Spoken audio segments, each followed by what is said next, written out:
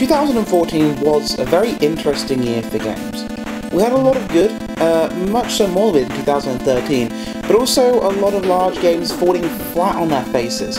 The overwhelming theme of the year, though, was rebirth and second chances, as I'll demonstrate with my 5 games I feel define 2014. These were in no particular order, and these games are just picked due to my favourable opinion. Your list will be different, and that's to be expected, so do, please, share your games of 2014 in the comments below. That said, before I tell you my 5 games, here are 3 games that didn't quite make my 5, but I feel deserve a mention. And the first of these games to deserve an honourable mention is Ultra Street Fighter 4. The best did get better this year, with the final expansion of Street Fighter 4 being released. 5 new characters, new stages, and a total rebalance makes for a great new package. And the red focus and quick rise mechanics are a very nice touch. This easily will be my 5 games of the year if it was indeed a new game, but it's relegated to mention as it is of course an expansion pack, and a lot of the material was indeed made up from materials found in Street Fighter Cross Tekken, so I couldn't quite justify making it a main 5, though it definitely deserves a mention. Moving on!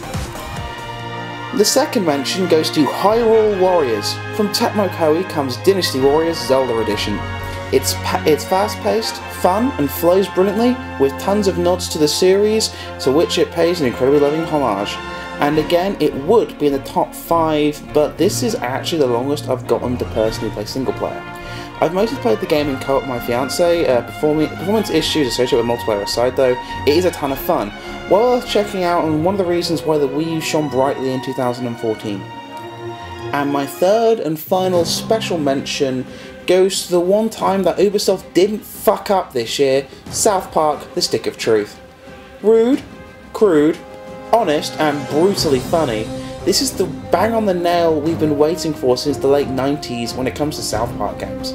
There's a ton to do, and there's a ton to see and even find in the game.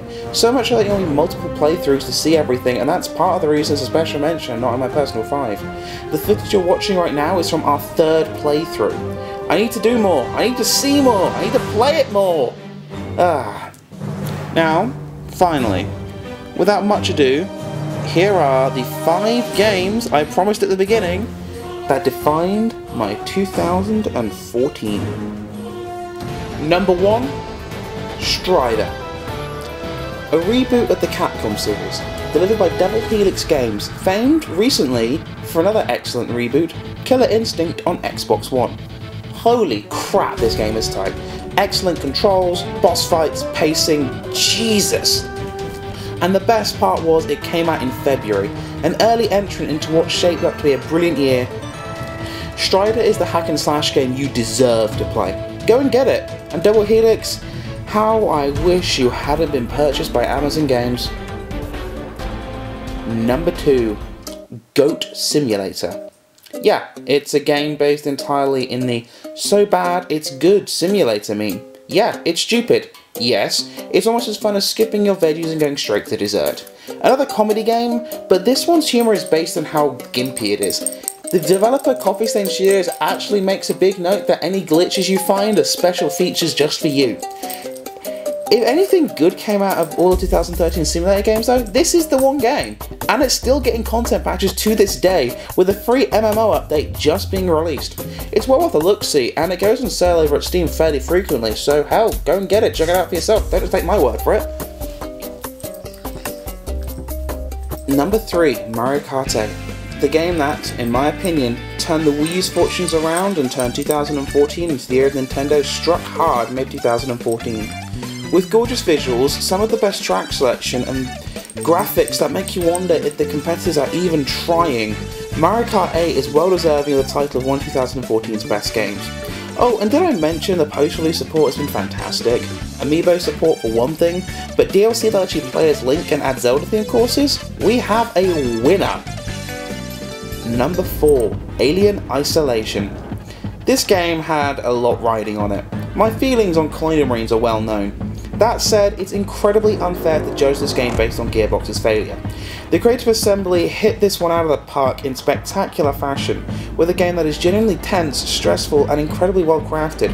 With talks of a sequel rife on news sites right now, I can't wait to see what the future holds for a potential series and would love to put an order in for some new stress pills. Seriously, I'm pulling my hair out! Number 5. Super Smash Bros. For the Wii U and 3DS. Act surprised, the fighting game fan put a fighting game on the list. And a hell of a good one it is.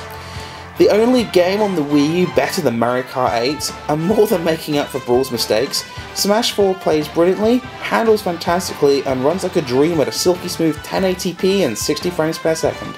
Eat your heart out, Microsoft. And the weirdest part? The amiibos are some of the best game add-ons I've had the pleasure of playing with. I've barely touched any of the modes in favour of training my Skynet Smash army, and I feel like I've generally improved the Smash player for it. I mean, I'm always going to be a Street Fighter guy at heart, but Smash 4 has a bright future ahead of it, and I'm going to be there to watch it flourish. And a final thought to wrap up 2014. Second chances are everything. Strider got the reboot it deserved and flourished. Nintendo took that second chance with the Wii U and nailed it in spectacular fashion. And a plucky British studio saved the Alien franchise from eternal mediocrity. Whoever said 2014 was a bad year for games clearly wasn't looking in the right place. Get outside of the yearly franchises and Ubisoft mistakes and just maybe, you'll see the gems for yourself. Take care.